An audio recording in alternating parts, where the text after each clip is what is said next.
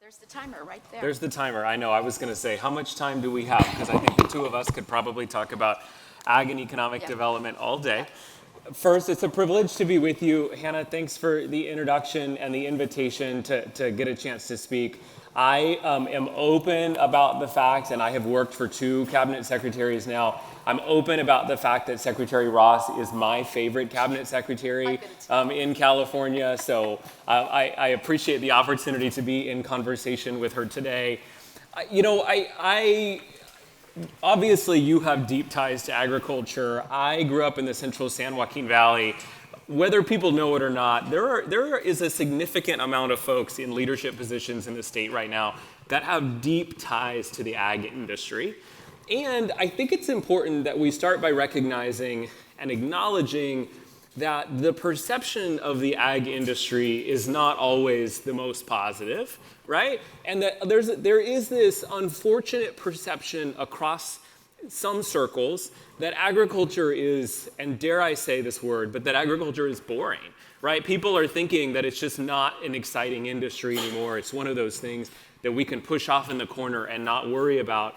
And we know it's not. So I want to start by asking the question, can you just help us set the stage in the conversation and remind this group of folks the strength of the ag industry in California, and what does the ag industry look like in this place? Yeah, so California agriculture is like the envy of the world, and I'm not saying that to brag, I'm just saying it as a fact. And it's because of the innovation that we have here. It's because of the diversity we have here. We are so fortunate to be in a state with a climate, a Mediterranean climate, that allows us practically every day of the year to be planting, nurturing, and harvesting crops. The diversity of crops that we produce is almost 400 that could be economically viable in all corners of the state. There's a number of crops that we are the sole producer of, and it's not just here. It's not just here in the United States. Is that me that's making? Yeah, I feel like it's right on my. Okay, well, I'm going to try this. Okay, I'm just going to hold it still, which is really hard because I like to talk with my hands. Because I get very excited about this. The things that we can grow that cannot be grown in other states, let alone few other countries. And so we have these centers of excellence because we've got the climate, because we've got the innovation, and that this is what people fail to understand. For many people, as we get more and more removed with each generation, not even having an uncle or an aunt to go visit on the farm, they just have this locked in their mind, like maybe from the 50s and 60s, what agriculture's about.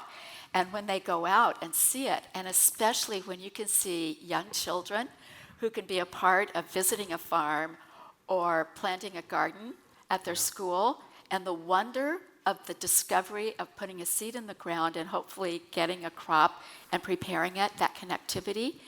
And nowadays, the need for technology, the golly gee whiz aspects of agriculture, we are, as of last year, we're $60 billion at the farm gate, but there's so much going on in the innovation space that can also be part of another important export crop, but that's also the only way we're going to be able to compete and to be able to grow adequate food that's healthy for all people is how do we continue to grow in a changing climate with the many challenges we have, let alone the economics of farming. So it requires a lot of innovation. And thank you, sir. Was that exciting? Did I get your attention there? Yeah. So that was a little bit disjointed, but it is truly a marvel. And people flock here, or when we travel, there's a California brand. It's about what we grow. It's about the quality with which we grow it. And it's about what it stands for. The way we grow it is also noted by many. Yeah, I thank you for that framing. I think, as we think about the attention that the state can and should and does pay to the agriculture industry, agriculture is the only tradable sector industry in California that has a secretary that sits on the governor's cabinet, right? And a department that is dedicated to it. And as we look at the investments that have been made, the governor announced a couple of weeks ago that over the last 5 years, the state has invested over $28 billion into economic, business, and workforce development initiatives up and down the state since the day he was sworn in. And as we really dig in and analyze where that data is going, it is no secret and no lie that we have invested a ton in agriculture. That's not to say that we should stop, because clearly there's a need and an opportunity to do more. But as you think about the investments and the dollars that have been spent and the innovations that your office and the state have pushed over the last 5 years of this administration, what's your favorite? Like, what is the investment, the dollars that you're thinking about that are showing the most promise and opportunity? So I would have to start with the Climate Smart Agriculture Program, because that was non-existent 10 years ago. Yeah. And as of this past year, with the rounds of funding that we've done for healthy soils, on-farm water use efficiency, dairy digesters, renewable energy sources, almost $1 billion across all of the cabinet agencies. A lot of those have gone through us. Climate Smart Ag is really our investment and our belief in the future of agriculture and equipping it to be resilient to drought and climate change. And we're leading the nation in doing that. But we built that on USDA building roadblocks that are also internationally accepted, so that we have that as a framework, with the hopes that the marketplace itself will also reward these kinds of practices to be climate resilient. And that's leading to a lot of innovation. As you can imagine, you're from the southern San Joaquin. Anything on water innovation, water technology, everything from better forecasting and modeling, which is based on historical data, and with the changing climate and evapotranspiration, we know we just have to do better work there, to on the farm, what are the most precise ways of using every molecule of water, what are the opportunities for water recycling. That also gives us huge strategic advantage of better fertilizer management and more efficient use of any type of nutrient in that regard. And then everything that we're facing with, because I'm responsible for keeping the invasive pests out, we're getting more invasive pests for longer periods of time, and some that we've never seen on this continent before. And part of that is just changing climate, warmer nighttime temperatures that lead to more cycles of the pests being here. And of course, right now I'm dealing with H5N1 and dairy. So the complexity of what we're dealing with demands innovation and build upon the huge strategic advantage we have, since I'm so close to Davis, for science and research, our land grant university system, but all of the other public and private universities that have contributed to us having really strong opportunities for strategic partnerships on innovation.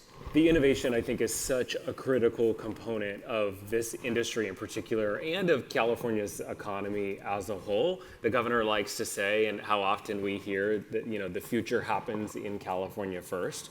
I think the question is, how do we start in a more proactive way supporting and harnessing that innovation, right? California has had immense successes because of the natural and historical assets, right? We know that because of things like our Mediterranean climate, because of the natural infrastructure that the land has created, we've had a lot of successes.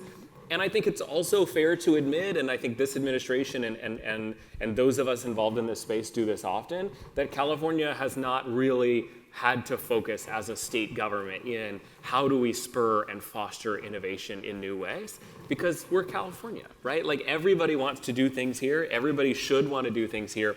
And we know that some of our successes are due in part to, and just a couple of stats I wanted to share, California is number one in the nation in terms of venture capital investments in our state. We're number one in terms of new business starts in the country.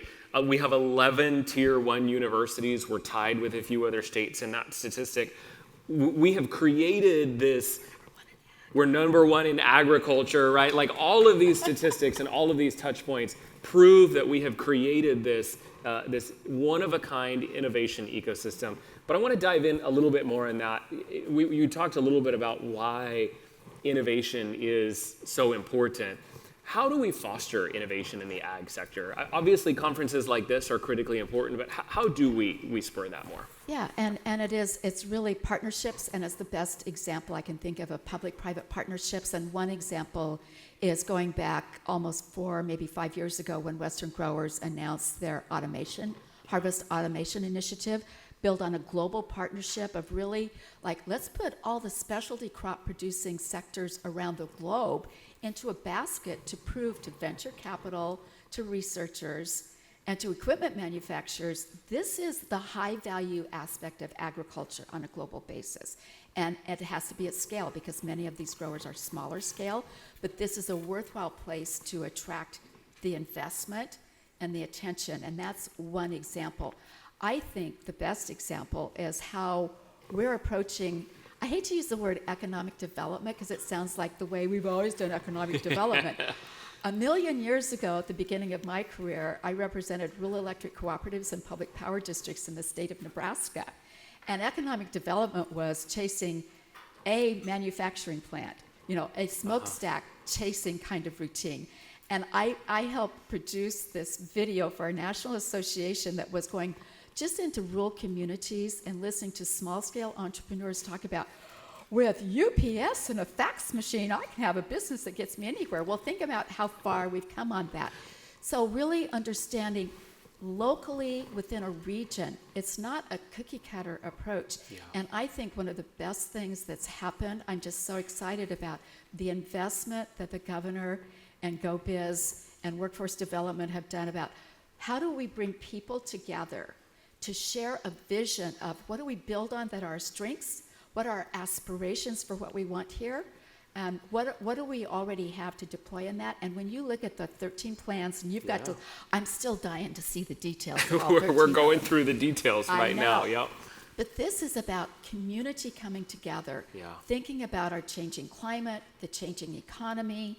How do we do this in a way that no one's left behind and share that vision? Now, sometimes that can be challenging, that kind of collaboration.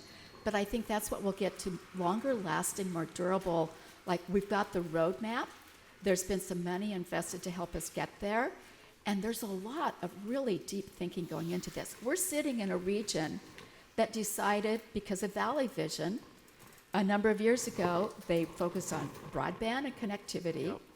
They focused on ag tech, ag start, and they focused on being the farm to fork capital. And that's like, and it's because everybody in this 5-county region came together and shared that.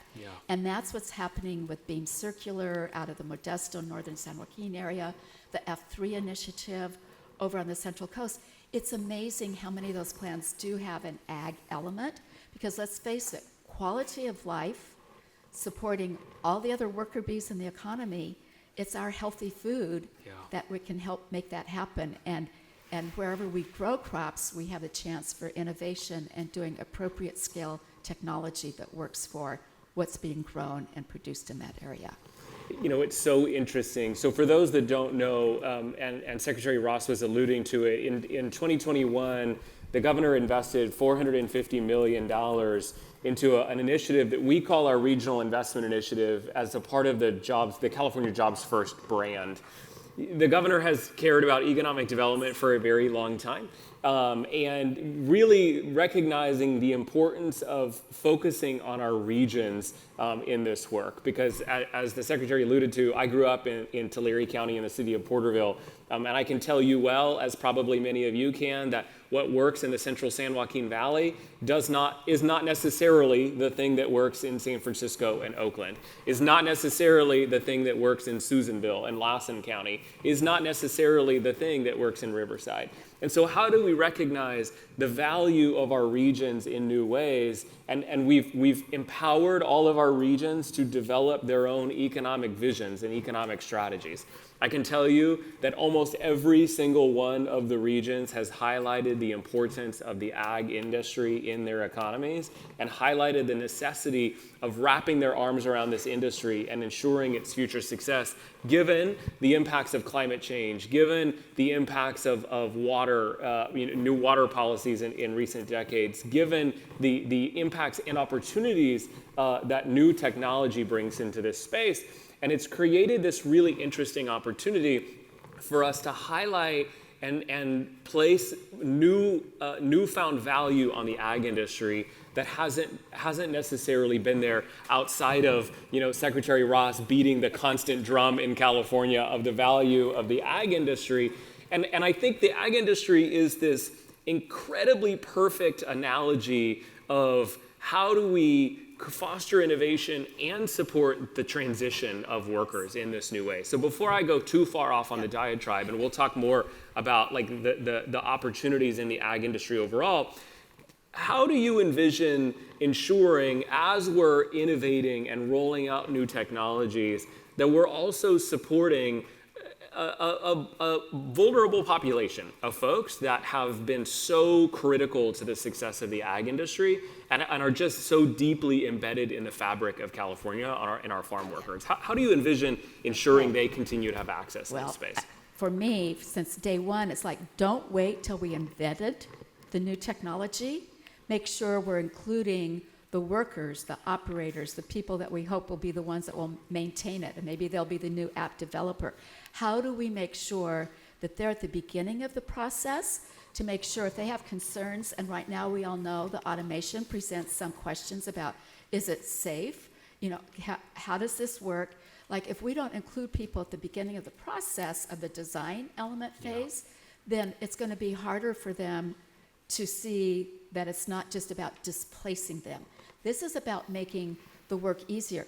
Think about this current year, this past summer, this past October, hottest year on record, and how many extreme heat days have kept people out of fields, and that will not change. I mean, it's those kinds of circumstances. So how do we really be smarter and more strategic about what we're deploying, and how do we make sure that the workers themselves have a basic understanding of that at the beginning?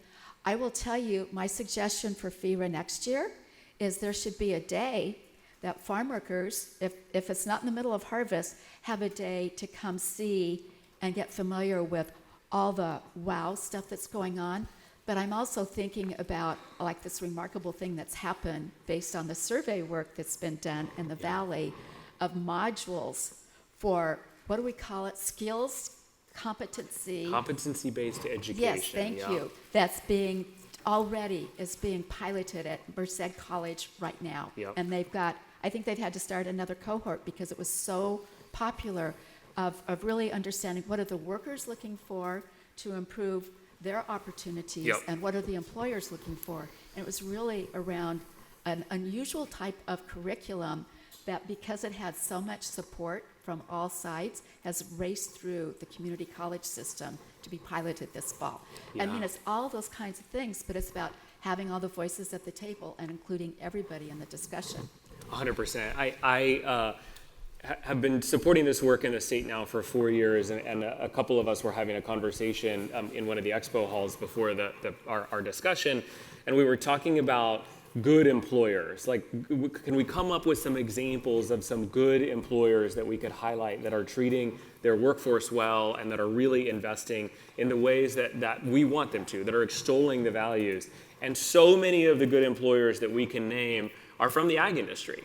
And I think that the ag industry gets a bad rap because of some historical challenges I think that we faced in ensuring that we're keeping workers safe. And to reference the survey work that they did in the central San Joaquin Valley, the number of employers that have stepped up to ensure and say, this is our community. This is our family. These are the workers we want to have opportunities, and we want to continue being a part of our companies, and we want to connect them and upskill them and bring them into this space. We've created this real opportunity. Secretary Ross's colleague, the Secretary of Labor and Workforce Development, also comes from an ag background up in the North State. And this is a space that's been so interesting to see the value of connecting opportunities in ag and workforce to upskill individuals and to create real economic mobility opportunities, and support that transition in a new way. This is where I get super policy wonky and say, like, you know, this economy, we have this cycle, particularly in California, because of our desire to innovate, that we as we're fostering innovation and creating, we also destruct. And we typically, as we're creating new innovation, we throw whatever technology we had yesterday out. And sometimes the people go with it, right? We have not yet figured out a holistic way of how to bring everyone into this new technology and how to create opportunities for not only advancement in their skills, but their own entrepreneurship. And I would say, like, kudos to the ag industry in general for figuring out how to have that balanced conversation and that nuanced conversation, because it's not, there are going to be detractors on all sides, but it is not lost on us that this desire and need to transition because of climate change and a new understanding of the economy is being largely driven by the ag industry, which is so exciting. It is, and the other side of that is the understanding that we in farming and ranching can be part of the climate solution because we're one of, like, forestry and ag that can draw down carbon sequestration. The fact that natural working lands are now an important strategy for us for climate change and resiliency, which opens up a whole new set of opportunities. And at the same time, implementation of the Sustainable Groundwater Management Act, one of the first concerns that's coming from communities is if we fallow X number of acres on a routine basis, what happens to our small rural communities, the small rural businesses, and the jobs for that workforce?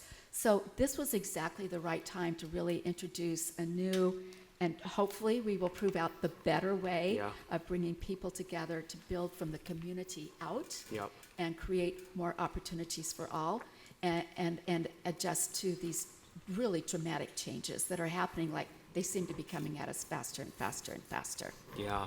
I want to tee up for this group because I get super excited about it. So as part of our Jobs First work, in March of this year, the governor announced the formation of the California Jobs First Council, a body of folks, of leaders in the governor's cabinet that are responsible for driving economic development. Secretary Ross and CDFA have a seat on that council to represent the ag industry and all the new technologies and opportunities that it brings.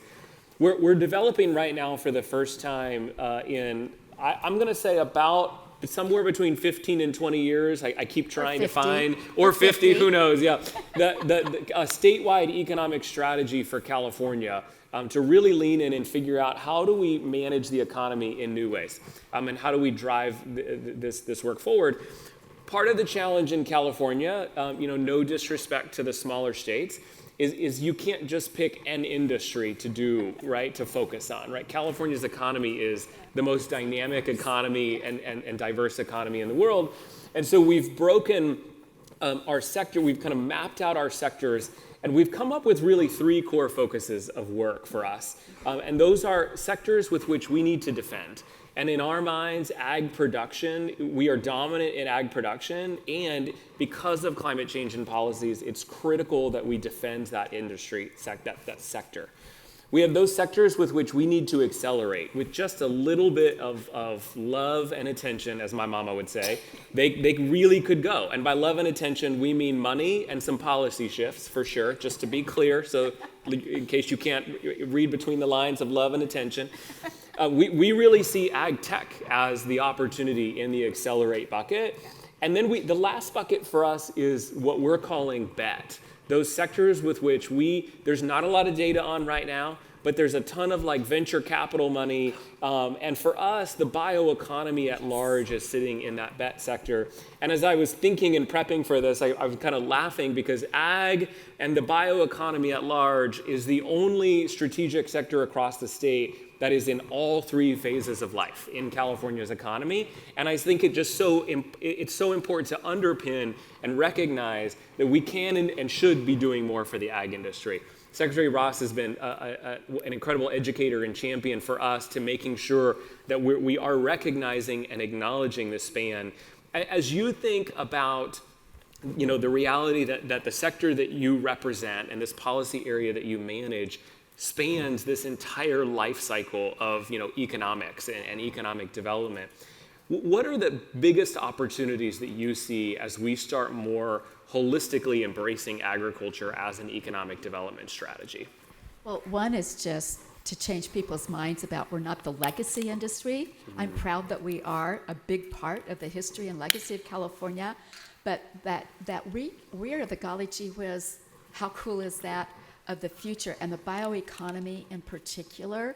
When we think about the conversion technologies that I'm learning all about of what we can count as waste, but it's called the byproducts that come out of our fields from production or out of our food and beverage processing, which we're also number one in. Those products have really valuable elements to them.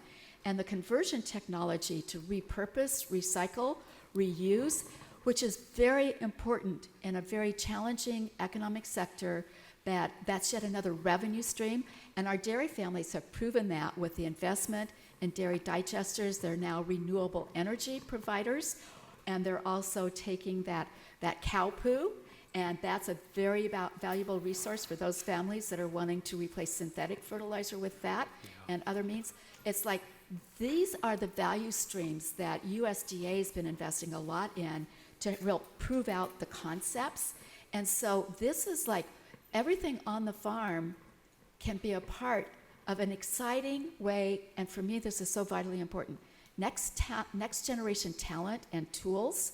Like these are the opportunities, and with our university systems and our educational system, like what young person wouldn't want to be a part of growing food as the most meaningful thing you can do and be part of this exciting innovation that's still creating livable like ways for families that want to stay in farming, and all the other parts of the value chain that are benefiting from what starts in our fields and orchards. Yeah, the opportunity to ensure that folks remain interested and desire to come into this industry, I think, is so important.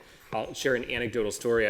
I took the Secretary of Labor, Stuart Knox, down into the Valley a few months ago, and we had the opportunity to tour the Emerging Ag Technology Career Pathway Program at Strathmore High School. And it was so incredibly cool to see young high school students getting excited about the technologies that are coming out of the ag industry and that they were learning about, and even their own thinking about their own paths to getting advanced degrees and continuing to work in the ag industry. I think shows real promise, and I think forces us to maintain our commitment to this industry and to the individuals that are in it and that desire to be in it. So in the last couple of minutes that we have, I want to ask, 20 years from now, the economy moves slow. 20 years from now, what are your hopes for the ag industry in California, and particularly in ag tech? What are the hopes that you see? And in those hopes, what are the things that you think we should be seeding now, in addition to the incredible work that we're already doing? Oh, this is hard. Well, I think we have to acknowledge that we may have a smaller environmental footprint, but the ability to do even more on the land that we have in production with the water that we have, I think there's every reason to believe that we will continue to grow the gross revenues that are coming out of our farms because we still have so many strategic advantages for the crops that we grow. The real opportunity that I really think is a transformational one is really improving and enhancing the understanding of healthy eating from the youngest age possible to avoid chronic diseases, which suck so much out of our economies now at my age. We need to start what we're doing in farm to school, and that's a model that's really proving out that that's a way to keep small farmers going. It keeps those dollars, the power of procurement from schools in that local economy, which takes nothing away from our power as an export economy. And filling each other's nutrition gaps is going to be critically important in a changing climate. So the full spectrum of the diversity of ag that we have will be thriving, and it will be continually attracting the new workforce, the new talent, the new investment because of doing things like conversion technologies to really be a driver of a bioeconomy that just enhances brand California and everything that we stand for. I think it's so exciting. I tell young people all the time, I'm so jealous of their possibilities and the change they're going to be making, and that I'm going to be in a rocking chair watching it and going, I had a vision for that. I'm really glad you did that, because it is an awesome opportunity to do something that is so fundamental, and we want every Californian to have access to that healthy food, live their best life, and being contributors to the economy as well as to what it stands for to be California. I just think it's It's not without its challenges, but that's always what makes us stronger. That's always what makes us stronger.